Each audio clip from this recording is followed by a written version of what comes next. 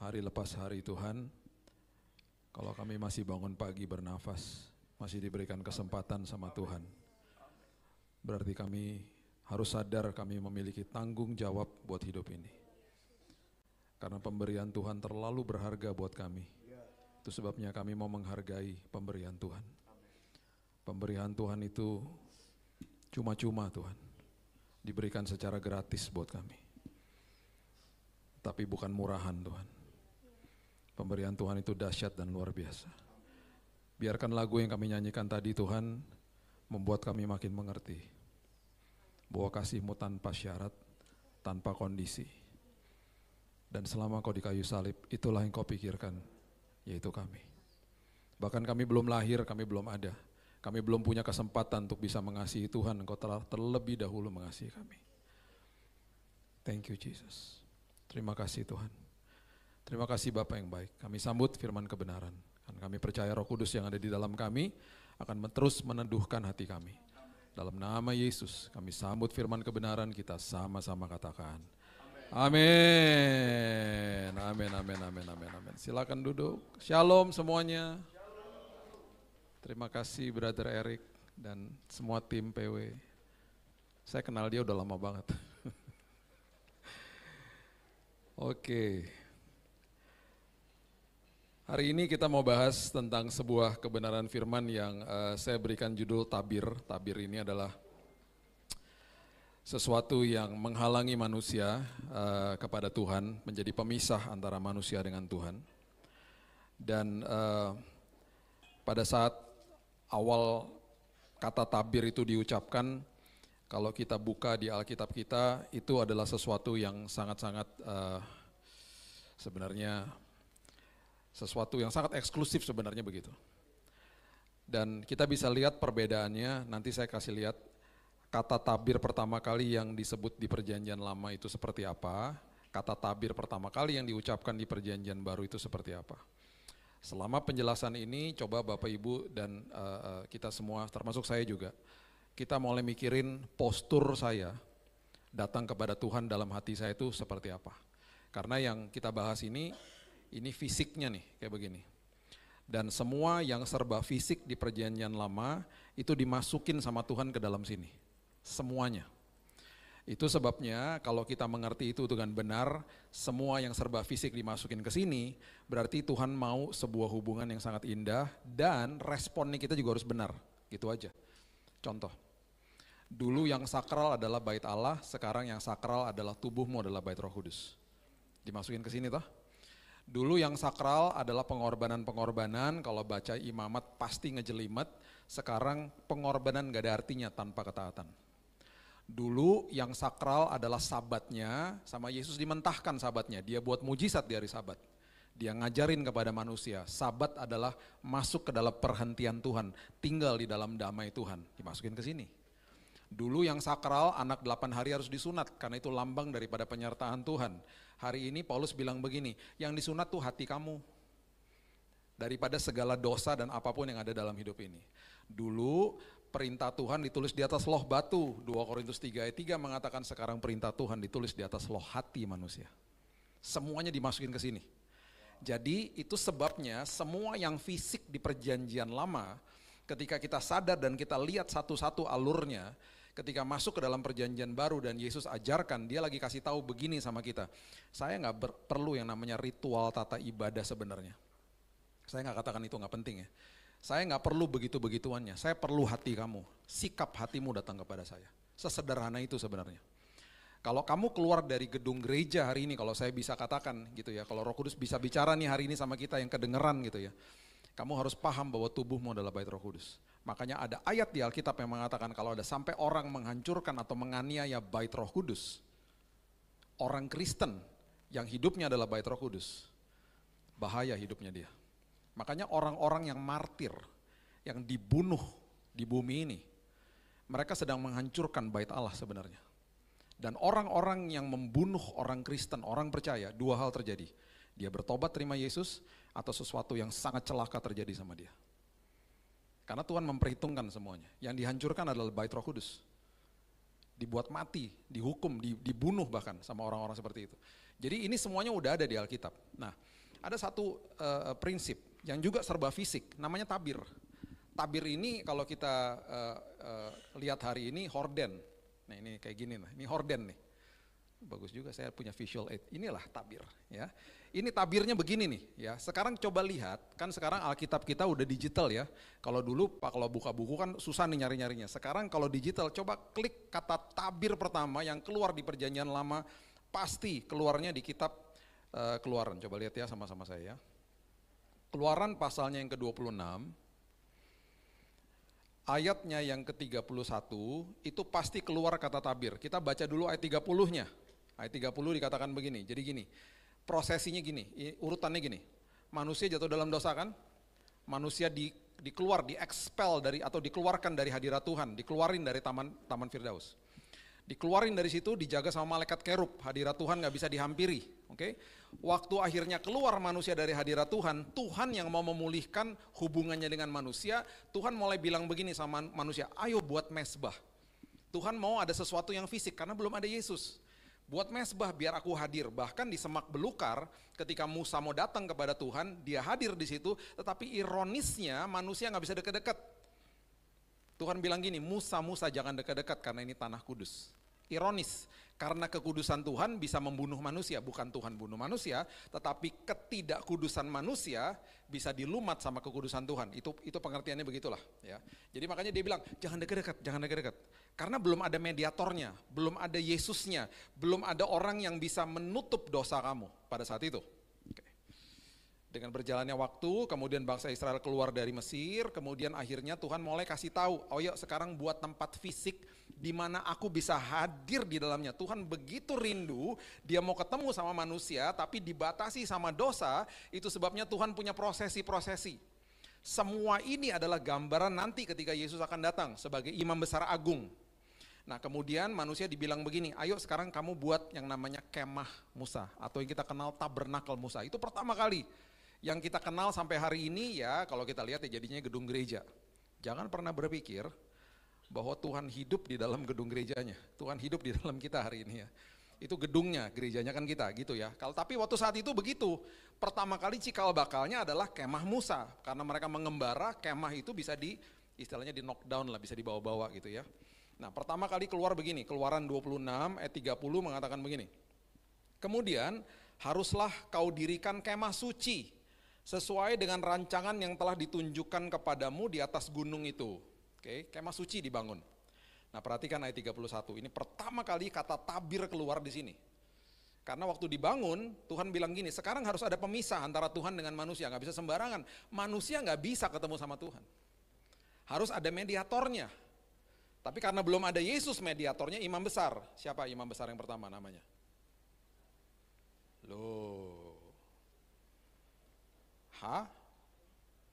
Hawa. Namanya Harun ya. Oke, Keluaran 26 ayat 31. Haruslah kau buat tabir dari kain ungu tua dan kain ungu muda. Kain kirmizi, lenan halus, dipintal benangnya haruslah dibuat dengan ada kerubnya buatan ahli tenun. Ribet ya? Ribet, pokoknya aturannya ribet. Ini kata tabir pertama kali keluar di situ.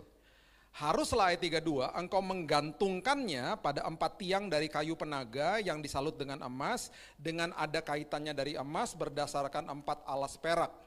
Haruslah tabir itu kau gantungkan pada kaitan penyambung tenda itu, dan haruslah, perhatikan ini, kau bawa tabut hukum ke sana, kemana? Ke belakang tabir. Sehingga tabir itu menjadi pemisah bagimu antara tempat kudus dan tempat maha kudus. Oke, perhatikan ini baik-baik. Saya harus jelasin ayat 33. Gini, ada ruang kudus, ada ruang maha kudus di dalam kemah itu. Waktu imam besar masuk ya ke dalam kemahnya Musa, kemah suci, tabernakel Musa, dia masuk ke dalam, nanti dia akan lihat horden, tabir. Firman Tuhan bilang, ada yang namanya tabut hukum atau tabut perjanjian di belakang tabir ini. Tabut perjanjian itu adalah lambang daripada hadirat Tuhan. Hadirat Tuhan akan turun di situ nantinya. Oke. Tabut perjanjian ada 3 isinya. Ayo apa aja? Isinya adalah 2 loh batu pada akhirnya. Kemudian di situ ada tongkatnya Harun. Kemudian di situ tiga-tiganya itu adalah lambang pemberontakan manusia kepada Tuhan. Ada 2 loh batu, lambang manusia berontak terhadap perintah Tuhan. Ada roti mana, itu lambang manusia berontak tidak percaya sama provisi Tuhan. Kemudian tongkat Harun, lambang manusia berontak kepada kepemimpinan daripada Tuhan. Itu ada di situ sebenarnya, itu kita nggak bahas itulah. Jadi tabut hukum dibawa ke belakang tabir. Ini semuanya harus ikutin karena ini ada kaitannya dengan apa yang Yesus lakukan. Waktu dibawa ke belakang tabir, itu adalah hadirat Tuhan di situ. Nah, imam besar tugasnya setahun sekali dia akan masuk ke dalam ruang Maha Kudus. Karena dia mediatornya.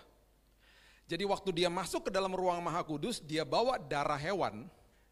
Darah itu dipercikan di atas tabut perjanjian, yaitu lambang hadirat Tuhan.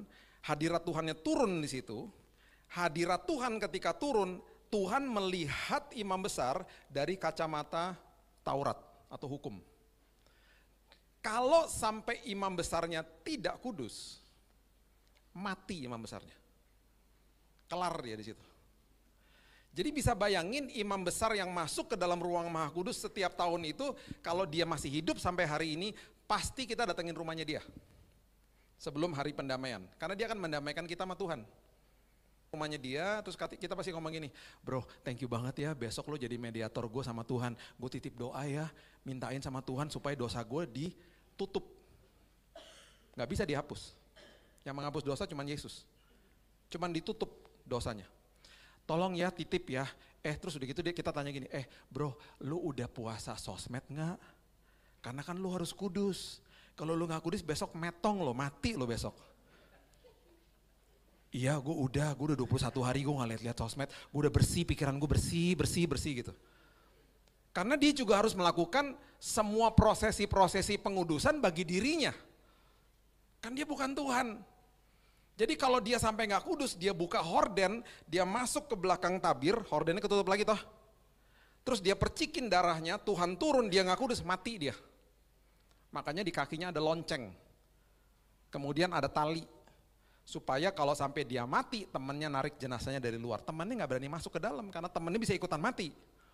Karena itu ruang Maha Kudus, di mana manusia bertemu dengan Tuhan, dan hanya satu orang yang bisa ketemu, yaitu imam besar. Oke, itu kata tabir pertama, dan tabir dikatakan di sini adalah pemisah antara Tuhan dengan manusia. Oke, sekarang kata tabir pertama kali yang diucapkan di perjanjian baru.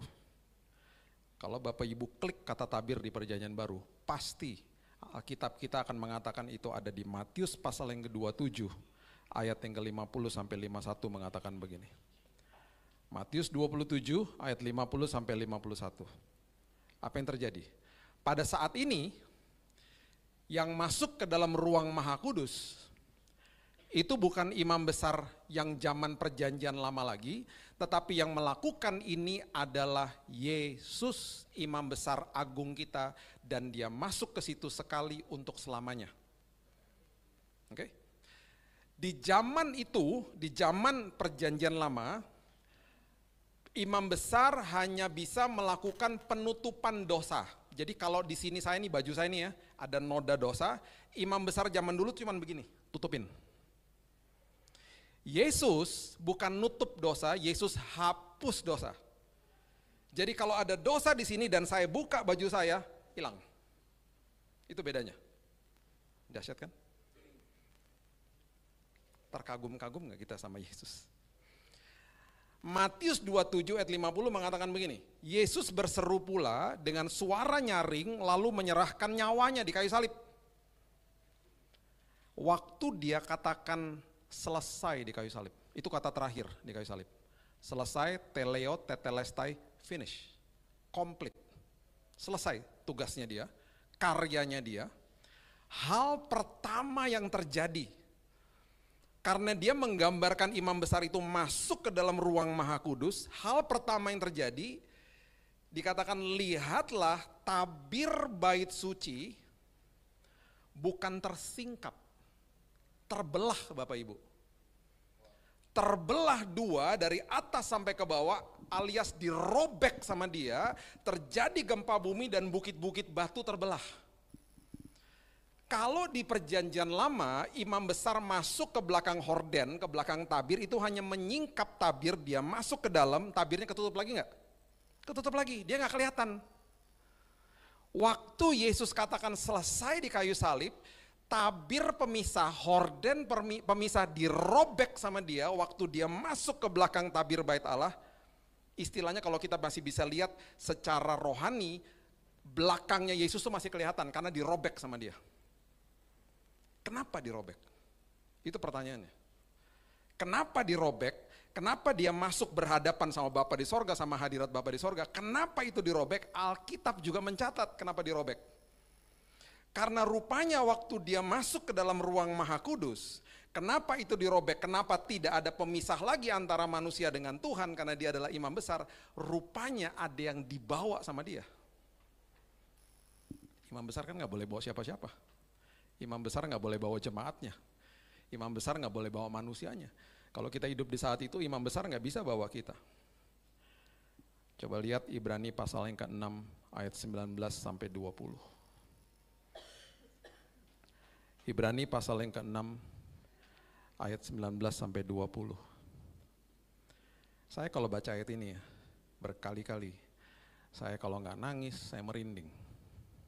Coba lihat ya. Pengharapan itu, pengharapan kita ya, adalah sauh yang kuat dan aman bagi jiwa kita. Kenapa dikatakan kuat dan aman? Karena dulu pengharapannya manusia kepada Tuhan itu terbatas dan itu bisa dititipkan, hanya dititipkan kepada imam besar dan belum tentu juga sampai ke Tuhannya karena dititipin gitu ya. Pengharapannya itu nggak bisa langsung dibawa kepada Tuhan. Harus ada imam besarnya, harus ada mediatornya. Kali ini dikatakan begini, pengharapan itu, pengharapan kita hari ini adalah sauh yang kuat, jangkar yang kuat, aman bagi kita. Kenapa? Karena rupanya jangkar itu, sauh itu dilabuhkan sampai ke belakang. Wow, berarti waktu tabirnya dirobek, semua pengharapan kita. Dia tanya sama kita, kamu perlu apa nak? Aku butuh kesembuhan, aku butuh pemulihan, aku butuh keselamatan buat hidupku. Karena aku masih jadi budak dosa waktu saat itu. Kan ini karya salib kan. Aku butuh ini, aku butuh ini. Tuhan bilang gini, aku bawa ya nak semua pengharapanku, aku bawa masuk sampai ke belakang tabir, aku serahkan kepada Bapa di sorga. Itu satu. Kita diperdamaikan juga dengan dia. Perhatikan apa yang terjadi berikut ini yang membuat saya merinding. Ayat ini mengatakan begini, ayat yang ke-20. Di mana Yesus telah masuk kemana? Ke belakang tabir. Yang dirobek tabirnya. Sebagai apa? Perintis bagi kita ketika ia menurut peraturan Melkisedek menjadi imam besar sampai selamanya. Oke, kata perintis di sini. Bahasa aslinya adalah prodromos. Prodromos itu artinya orang yang masuk ke dalam sebuah kota, dia berteriak kepada seluruh kota, dia katakan begini, woi sebentar lagi ada orang penting mau datang. Siapa biasanya? Raja, permaisuri, perdana menteri, orang penting mau lewat. Rakyat berdiri di pinggir jalan dan orang pentingnya jalan, lewat, naik kuda biasanya. Itu kerajaan-kerajaan seperti begitu, mereka tepuk tangan. Ini prinsip kerajaan. Prodromos, perintis yang berteriak kepada isi kerajaan saat itu adalah Yesus. Maksudnya apa? Dia lagi teriak Bapak Ibu kepada seluruh isi sorga. Dia lagi katakan begini, woi bentar lagi ada orang penting mau datang, mau masuk ke dalam pelataran sorga, hadirat Bapa di sorga. Siapa? Saudara dan saya. Kita adalah orang penting itu yang mau dibawa masuk sampai ke belakang tabir. Dan dia katakan, Alkitab katakan, bukan sekedar kitanya dibawa masuk. Semua kebutuhan kita dipertemukan dengan Bapa di sorga. Dan Bapa di sorga melihat kita. Hari itu dia tidak lagi lihat dosanya. Yang dia lihat adalah karya Yesus di kayu salib. Di mata dia saat itu, saat ini, kita sebagai anak-anak Tuhan, walaupun banyak salahnya, kita dilihat sempurna dan kita dilihat sangat kudus di matanya dia. Semua karena Yesus. Ketika kita ngerti ini, kita harusnya paham hari ini bahwa ini adalah pemberian yang sangat-sangat luar biasa. Sampai-sampai waktu dia bangkit dari kematian, ini kalimat yang dia katakan kepada Maria Magdalena, ketemu sama dia, Yohanes 20 ayat 17 mengatakan begini. Yohanes 20 ayat 17 dia katakan begini. Kata Yesus kepadanya, baru bangkit ya. Janganlah engkau memegang aku, sebab aku belum pergi kepada Bapa. Tetapi pergilah kepada saudara-saudaraku dan katakanlah kepada mereka bahwa sekarang aku akan pergi ke Bapakku dan Bapamu. Kepada Allahku dan Allahmu. Pertama kali dia kasih tahu, waktu dia bangkit, Bapakku adalah Bapakmu. Alias manusia diperdamaikan dengan Tuhan saat itu. Ini bukannya berarti nggak boleh pegang tubuhnya, ini artinya cling, maksudnya adalah gini, kamu jangan hanya lihat tubuh saya, terus kamu terkesima sama saya, kamu kultuskan tubuh saya, enggak. Saya nanti akan ketemu sama Bapa di sorga, saya akan naik ke sorga. Satu hari Roh Kudus akan diam di dalam kamu, itu yang kamu harus agungkan di dalam hidupmu. Itu maksudnya begitu sebenarnya, karena setelah ini kan dia dipegang tubuhnya sama Thomas. Ya bukan itu maksudnya, don't cling, do not cling. Jangan lihat saya dan kemudian mengagungkan tubuh saya, karena sebentar lagi saya nggak akan ada di sini. Tubuh saya kamu nggak bisa lihat lagi. Jadi jangan kamu agungkan tubuh ini, kamu bisa lihat dengan mata jasmani. Sebentar lagi sama seperti kita hari ini, kita nggak bisa lihat Yesus secara fisik. Yang kamu harus agungkan adalah Roh Kudus yang tinggal di dalam kamu. Itu maksudnya dia begitu. Jadi kalimatnya dia begitu dalam sekali, sangat-sangat dahsyat. Nah, coba lihat ini. Ya. Roma pasal yang ke-8, ayat 15 dan 16. Roma pasal yang ke-8 ayat 15 dan 16. Sebab kamu tidak menerima roh perbudakan yang membuat kamu menjadi takut lagi. Kita tidak lagi di dalam budak dosa, sebagai budak dosa. Tetapi kamu telah menerima roh yang menjadikan kamu anak Allah. Oke. Dan oleh roh itu, Roh Kudus yang tinggal di dalam sini, kita mengatakan ya Bapa, ya Aba, ya Bapa. Roh itu bersaksi bersama-sama dengan roh kita bahwa kita adalah anak-anak Allah. Makanya ini yang saya katakan berkali-kali. Manusia di dalam hidup ini, kalau kita telusuri sampai yang pertama, Kejadian 1 ayat 26 mengatakan engkau harus mengerti bahwa hidupmu, identitasmu adalah segambar dan serupa seperti Tuhan. Kalau kita baca Kejadian pasal yang kedua ayat yang ke-15, pertama kali perintah 15, 16, 17, perintah pertama kali yang diberikan kepada manusia untuk mengajarkan kebenaran firman itu diberikan bukan kepada wanita, diberikan kepada pria.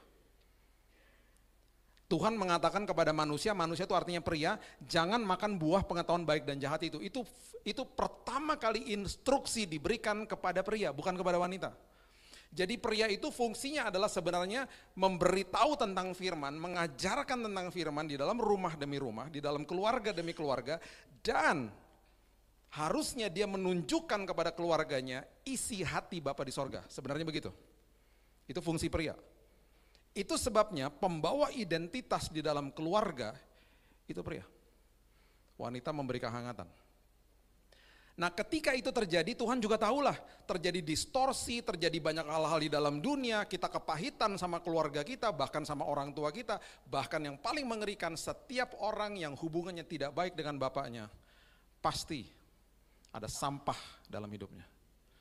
Makanya dulu saya berkali-kali nanya sama orang-orang yang konseling para nikah, saya tanya hal pertama, hubungan kamu sama bapakmu seperti apa? Kalau hubungannya nggak baik sama bapaknya, ada kemungkinan besar dia itu pasti insecure, obsesif, posesif, cemburuan, karena dia tidak percaya diri. Itu sebabnya orang-orang seperti begini akhirnya membawa kepahitan dalam hidupnya, dan Alkitab mengatakan kepahitan itu mencemarkan orang lain, membuat rusuh orang-orang di sekitarnya. Itu sebabnya papa saya dulu ketika dia digebukin sama bapaknya, tentara Kenil di kota Tomohon di Manado, ketika dia cerita tentang hal itu, hal pertama yang saya tanya sama dia waktu saya masih duduk di bangku SMA, "Pak, Kok papa gak pernah mukulin kita? Kok papa gak pernah mukulin mama? Saya gak pernah lupa dia bilang begini, di tahun 66 waktu saya menikah sama mama kamu, saya lepaskan semua kepahitan saya di altar Tuhan. Karena saya gak mau bawa sampah dari masa lalu. Dia menjadi bapak yang penuh dengan kasih, penuh dengan ceria, penuh dengan kebaikan, dengan kemurahan hati hari lepas hari. Itu papa saya. Padahal hidupnya penuh sampah di masa yang lalu. Makanya dikatakan di sini ketika itu terjadi yang dikatakan adalah hati ini berseru, ya Abba ya Bapa, karena semua orang butuh figur seorang Bapa di sorga. Dan penyampai figur itu sebenarnya adalah seorang ayah yang ada di dalam rumah. Makanya banyak orang yang hubungannya gak baik sama bapaknya. Dia datang kepada Tuhan, setiap kali dia datang kepada Bapa di sorga, dia ingat bapaknya. Bapaknya keras, dia pikir Bapa di sorga keras sama dia. Galak dan penghukum. Makanya ketika orang dipulihkan, hati Bapak dikembalikan ke dalam sini, pulih hidupnya. Karena distorsi, figur Bapak di sorga distorsi akhirnya. Paham ya? Jadi itu yang terjadi, karena itu terjadi sejak kitab Kejadian, sejak proses kreasi udah begitu. Makanya ketika manusia kemudian diadopsi dari dosa, dari perbudakan dosa, yang terjadi adalah kitab Roma mengatakan hati kita selalu akan berseru, akan mencari, ya Abba, ya Bapa. Ya Abah, ya Bapa. Kalau kita ngerti itu, apapun masa lalumu, kalau engkau gak punya hubungan baik dengan Bapamu, pulihkan hari ini. Katakan Tuhan, aku gak punya kesempatan itu mungkin karena dia sudah meninggal, atau aku gak pernah punya kesempatan untuk melepaskan pengampunan. Lepaskan pengampunan dan bilang Tuhan, Tuhan kau adalah Bapakku yang ajaib. Aku mau pulihkan hatiku. Kenapa? Kalau gak rugi loh kita. Kita kan gak akan pernah bisa menikmati kebaikan Tuhan. Karena setiap kali kita datang kepada Bapa di sorga, kita akan ingat Bapa kita di bumi ini. Makanya Bapa itu pembawa identitas yang luar biasa. Saya bilang sama diri saya sendiri waktu papa saya ngajarin itu, saya bilang Tuhan, setiap hari dalam hidup anak-anak saya tidak akan pernah mau melewatkan hari lepas hari tanpa mengatakan I love you sama mereka.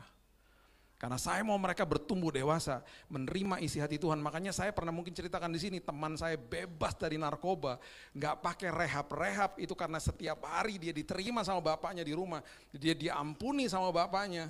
Dan satu hari dia bilang begini, Bill, aku bangun pagi setelah berbulan-bulan diterima sama bapakku. Bayangin gue pulang mabok, gue pulang lagi jackpot tuh dia lagi maksudnya lagi muntah, gue ditemenin sama bokap gue dikasihi, gue dipeluk sama dia, gue dicium sama dia, gue didoain sama dia hari lepas hari.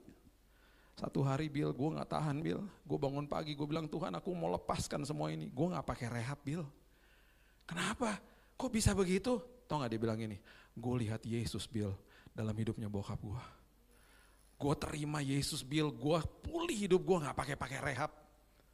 Gue lihat Yesus dalam hidupnya dia. Itu fungsi Bapa makanya di dalam hidup manusia. Makanya hati kita selalu akan yearning, akan selalu cari. Makanya ada ayat ini. Coba sekarang lihat, setelah jadi anak, setelah kita diadopsi jadi anak, tabirnya terbelah dua. Alkitab mengatakan begini di Galatia pasal yang keempat ayat 6-7. Galatia 4 ayat 6-7. Karena kamu adalah anak, maka Allah telah menyuluh roh anaknya ke dalam hati kita, yang berseru, ya Abba, ya Bapa. Jadi kamu bukan lagi hamba, dikatakan, melainkan anak, dan jikalau kamu anak, maka kamu juga adalah ahli waris oleh Allah. Wow. Ini urutannya jelas nih, anak, ahli waris, terus Alkitab mengatakan dengan sangat komplit, dia kasih tahu lagi status kita di hadapan Tuhan, Roma 8 ayat 17. Roma 8 ayat 17. Dan jika kita adalah anak dulu kan tadi kan, diadopsi jadi anak toh, maka kamu juga adalah ahli waris.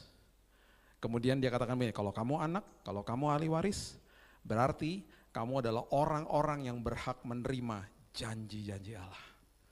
Bahasa Inggrisnya dikatakan all the promises of God, semua janji Allah yang akan menerimanya bersama-sama dengan Kristus, yaitu jika kita menderita bersama-sama dengan Dia, supaya kita dipermuliakan bersama-sama dengan Dia. Kata menderita adalah simpateko, atau kalimat yang mengatakan bahwa apapun yang saya lakukan, saya menerima kasih Tuhan dan saya menghargai apa yang Yesus lakukan di kayu salib. Hari ini kita semuanya adalah anak, ahli waris, dan orang yang punya hak penuh atas semua janji Allah. Bapak Ibu, kalau kita mengerti ini dengan benar, hari ini setiap kali kita berdoa, katakan kepada diri kita, tidak ada lagi murka Tuhan atas hidup kita. Saya sangat menentang khotbah-khotbah yang mengatakan Tuhan murka, Tuhan marah kepada manusia, Tuhan menghukum manusia. Enggak ada hari ini. Saya mau luruskan ya, tidak ada, Roma 8 ayat 1 mengatakan begini, Roma 8 ayat 1 jelas sekali, tidak ada lagi penghukuman di dalam Kristus Yesus. Enggak ada. Kenapa? Selesai di kayu salib. Tabirnya dirobek sama dia. Saya sedih ketika masih ada khotbah-khotbah yang mengatakan bahwa Tuhan murka, Tuhan marah, Tuhan kirim api di Los Angeles membakar manusia. Itu sama aja khotbah-khotbah seperti begitu, berarti tabirnya dijahit lagi. Tabirnya dijahit lagi, terus masih dikasih tahu begini, Tuhan memisahkan hidupnya dari dirimu. Kamu harus lakukan begini-begini baru nanti Tuhan akan lakukan. Enggak gitu. Bayangin ya, nanti penghakiman akhir pun itu ada 2 tahta loh. Nanti satu hari kita belajar ya, ada 2 tahta nanti. Yang satu namanya tahta pengadilan Kristus, yang satu lagi namanya tahta putih yang besar. Ada 2 tahta nanti. Setiap orang percaya itu akan berdiri di tahta pengadilan Kristus namanya. Yang dinilai di situ itu orang-orang kita nih semuanya masuk ke dalam pengadilan itu, jiwanya udah diselamatkan. Yang nanti dihakimi adalah perbuatan kita hari ini untuk menentukan upah di sorga. Nggak pernah dengar ya khotbah kayak gini. Semua orang yang tidak percaya itu nanti akan masuk ke dalam tahta putih yang besar. Itu penghakiman terakhir buat mereka. Jadi kita tahtanya aja dipisahin nanti. Alkitab dengan jelas mengatakan nanti semuanya akan dihakimi sesuai dengan perbuatannya untuk menentukan upahnya di sorga. Nanti satu hari kita dalami lah, saya nggak punya waktu untuk itu. Itu panjang penjelasannya dan luar biasa. Jadi iman kita hari ini menyelamatkan kita di dalam Tuhan, posisi kita. Perbuatan kita menentukan nanti upahnya seperti apa di sorga. How we gonna spend eternity itu dari perbuatan hari ini. Makanya firman Tuhan bilang apa? Kalau kamu memberikan kebaikan kepada orang yang bisa balas kepada kamu, upahmu besar di sorga. Kalau kamu mengampuni musuhmu, upahmu besar di sorga. Gitu loh. Kumpulkan harta di sorga. Itu maksudnya itu. Perbuatan kita itu menentukan nantinya. Upahnya apa? Saya nggak tahu lah, kan Tuhan yang kasih. Saya nggak tahu, dan pasti indah lah, saya nggak tahu apaan. Itu Tuhan yang udah siapin semua buat kita semuanya hari ini. Jadi itu aja udah beda. Makanya kalau hari ini masih dihotbahkan, oh Tuhan murka lah, Tuhan begini sama manusia. Bagi saya itu tidak alkitabiah. Nggak ada lagi penghukuman, penghakiman, bahkan kutuk keturunan bagi orang yang percaya kepada Kristus Yesus. Kalau nggak percuma karya di kayu salib. Saya cuma mau kasih ini kebenaran ini kepada kita semuanya. Tabirnya udah dirobek Bapak Ibu. Dan di belakang tabir itu yang dia bawa pertama adalah pengharapan kita. Dipertemukan dengan Bapa di sorga. Seolah-olah seperti dia ngomong gini, Bapak ini dia butuh ini, dia butuh ini, dia butuh ini. Kemudian dia bawa kitanya masuk, ini orangnya. Dan kita penuh dosa, kita budak dosa. Tuhan melihat kita, dihapus dosanya. Bersih, gak ada nodanya. Karena apa? Karena Yesus. Yang dia lihat bukan kelemahan kita, yang dia lihat adalah karya Yesus di kayu salib. Karena apa? Karena Yesus jadi mediatornya kita buat Tuhan. Kalau kita terima kebenaran ini, makanya saya terus katakan begini, kehidupan kekristenan itu dimulai dari titik menerima. Terima kebaikan Tuhan semuanya. Dan setelah itu baru kita bisa memberi horizontalnya kepada manusia. Kalau dibalik-balik, akhirnya kita berusaha memberi kepada Tuhan, akhirnya dikosongkan hidupnya, akhirnya kita menuntut sama manusia, kita minta untuk menerima dari manusia. Akhirnya apa? Orang semua salah lah, kita cepat tersinggung lah, karena nggak full di dalam sininya. Makanya orang bilang apa? Alkitab bilang apa? Saling mendahului dalam memberi hormat. Itu yang Alkitab katakan. Gimana kita bisa mendahului dalam memberi hormat kalau dalamnya nggak full? Makanya terima dulu kan, full. Aku datang bawa hidup yang berkelimpahan di dalam sini. Berkelimpahan, baru nanti engkau sanggup memberi. Keberhasilan imam besar, ketika dia masuk ke dalam ruang Maha Kudus, itu adalah ketika dia keluar dari ruang Maha Kudus. Semua orang akan bilang gini, wah berhasil dia, Selesai nih dosa kita, ditutup, bukan dihapus saat itu, ditutup. Wah, ntar tunggu tahun depan lagi ya, lakukan lagi gitu ya. Keberhasilan dia kelihatan waktu dia keluar dari belakang tabir. Keberhasilan Yesus terlihat ketika dia bangkit dari kematian. Kalau dia nggak bangkit, kita nggak akan duduk di sini. Nggak ada pengharapan buat kita. Dia bangkit dari kematian, itu tanda tabirnya dirobek. Dan tanda dia berhasil lakukan itu semuanya untuk saudara dan saya. Itu sebabnya datanglah kepada Tuhan hari ini dengan sebuah prinsip kebenaran bahwa apapun yang terjadi dalam hidupmu, sampai kapanpun kehidupanmu adalah kehidupan yang dilihat oleh Tuhan sempurna dan kudus. Anak kita bisa bandel, tetap aja dia anak kita. Status kita gak akan pernah bisa berubah. Kita adalah orang yang sudah dibenarkan. Pemberiannya Tuhan itu cuma-cuma, cuman bukan murahan. Pemberian itu sangat mahal. Ya. Saya tutup dengan ini. Ini ada sebuah kisah yang luar biasa di Matius pasal yang ke-15 ayat yang ke-21 mengatakan begini. Jadi kalau datang kepada Tuhan, jangan terbungkus dengan tata ibadah. Jangan terbungkus pikirannya dengan ritual-ritual. Gak apa-apa, hormati tata ibadah. Saya selalu katakan hormati ritual-ritual. Datang kepada Tuhan dengan segenap hatimu, dengan keberadaanmu, dengan apa adanya. Tuhan sangat-sangat menghargai kita datang kepada Tuhan dengan apa adanya. Banyak orang tanya gini sama saya, tapi gue lagi berdoa sama Tuhan gak seperti dia doanya, doa gue begini. Terus saya tanya, emangnya kenapa? Justru doa seperti begitu sangat organik, itu dari isi hati kamu, justru itu paling dahsyat. Gak pakai embel-embel gitu. Matius 15 ayat 21. Lalu Yesus pergi dari situ, menyingkir ke daerah Tiros dan Sidon. Maka datanglah seorang perempuan Kanaan dari daerah itu dan berseru, kasihanilah aku ya Tuhan, anak Daud, karena anakku perempuan kerasukan setan dan sangat menderita. Perempuan ini bukan perempuan Yahudi, dia datang kepada Yesus, dia katakan, anak Daud, dia teriak, anakku perempuan kerasukan setan dan sangat menderita. Perhatikan ayat 23. Yesus sama sekali tidak menjawabnya. Lalu murid-muridnya datang meminta kepadanya, suruhlah ia pergi, ia mengikuti kita dengan berteriak-teriak. Kenapa Yesus nggak jawab? Bapak Ibu, sebutan anak Daud hanya disebut oleh orang-orang Yahudi. Dia mau ikut-ikutan. Dia pikir kalau saya nyebut orang Yesus anak Daud, saya akan disautin balik sama dia. Didimin sama Yesus.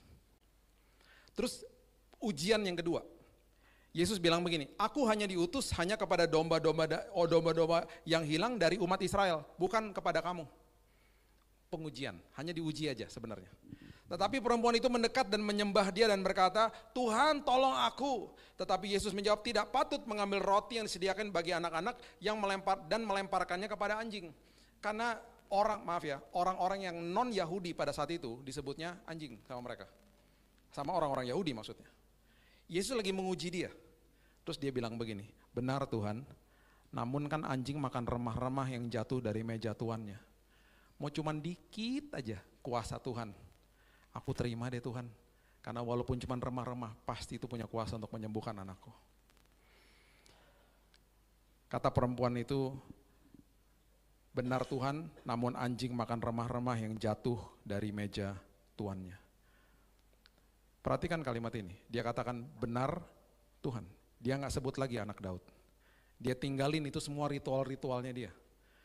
Perhatikan apa jawab Yesus. Hai ibu, besar imanmu, maka jadilah kepadamu seperti yang kau kehendaki, dan seketika itu juga anaknya sembuh. Inti daripada kalimat ini, cerita ini, dia mau hubungan sama kita. Bukan ritual dan tata ibadah. Hormati ritual yang berbeda-beda, hormati tata ibadah. Datang kepada Tuhan dengan segenap isi hatimu, dengan keberadaanmu, dengan kondisimu, dia sangat sayang. Dan bagi dia, di mata dia, engkau sangat-sangat berharga. Bahkan Alkitab mengatakan engkau adalah berlian di mata dia. Mau sampai kapanpun engkau adalah anak. Bahkan nanti tahta kita aja, tahta pengadilan kita beda kok. Kenapa? Karena kita adalah orang-orang yang sudah diselamatkan. Di pengadilan akhir itu, penghakiman akhir itu kita sudah diselamatkan di situ. Kita hanya dihakimi sesuai sama perbuatan kita untuk menentukan upah di sorga. Alkitab dahsyat, Alkitab sudah kasih mappingnya semuanya tentang keselamatan hidup manusia. Ini hanya satu bagian kecil aja, yang paling tidak kita mengerti hari ini, bahwa tabir sudah dirobek. tabir sudah nggak ada lagi. Makanya kita bisa ngomong begini sama Tuhan, bisa menghampiri tahtanya kapan saja toh, di mana saja, dalam kondisi apa saja. Bapa yang baik. Kita bisa ngomong gitu di angkot, kita bisa ngomong gitu di kamar mandi, kita bisa ngomong itu di mana saja. Yang terjadi adalah hadiratnya selalu manunggal sama kita. Saya cuma tutup sama ini. Perhatikan antara perbedaan antara kalimat atau kata hadirat dengan kehadiran. Oke?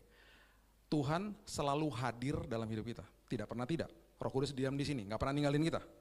Seringkali manusia suka ngomong gini, aku nggak rasa hadirat Tuhan, itu salah kita sendiri. Oke? Saya bisa hadir di dalam sebuah pesta pernikahan karena saking besarnya saya nggak ketemu sama teman saya Boni misalnya. Besok-besok pas ketemu ngomong gini, lo kemarin kemana Bill? Gue ke pernikahan di Balai Samudra misalnya. Gue juga lagi, lo kok nggak ketemu? Rame. Sama-sama hadir toh, tetapi tidak merasakan hadirat. Hadirat itu artinya countenance to countenance, face to face. Saya bisa hadir bersama-sama dengan anak saya di rumah, tiba-tiba itu anak masih kecil misalnya, itu anak jatuh karena saya tidak ada hadiratnya bersama dengan dia. Sama-sama hadir. Nah, Tuhan hadir di sini, gak pernah enggak. Seringkali kita gak rasakan hadiratnya dia karena ulah kita sendiri. Makanya ada kuasa di balik sebuah ucapan syukur. Ada kuasa di balik sebuah pengertian yang benar bahwa dia selalu hadir di dalam hidup kita. Itu sebabnya kalau kita ngucap syukur ya, ini salah satu contoh pengucapan syukur. Orang yang ngucap syukur adalah orang yang sedang memalingkan wajahnya kepada hadirat Tuhan dan katakan, terima kasih ya Tuhan, aku sadar Engkau ada dan hadir dalam hidupku. Yang seringkali dilakukan sama iblis adalah kita lihat masalah dan kita selalu bersungut-sungut dan lain sebagainya. Kita lagi dipalingkan wajah kita untuk lihat masalah dan gak sadar Tuhan hadir. Padahal dia ada di situ selalu. Jadi senantiasa ketika ada ucapan syukur dan katakan begini, Tuhan makasih ya, Engkau baik bagiku. Engkau tidak pernah berseberangan sama aku. Engkau tidak pernah meninggalkan aku. Kita lagi memalingkan wajah kita dan sadar bahwa hadiratnya selalu bersama dengan kita. Itu pentingnya itu. Jadi kita harus mengerti, tidak pernah sedetik pun dia tinggalkan kita. Dan Alkitab mengatakan tidak ada siapapun dan apapun yang sanggup memisahkan kasih Tuhan kepada kita. Gak ada. Gak ada.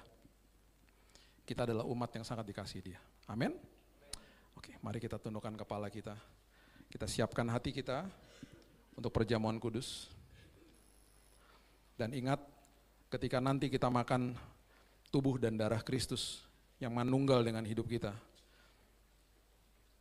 percayalah dan ingatlah bahwa waktu dia katakan selesai di karya kayu salib, tabir sudah dibelah, dirobek sama dia.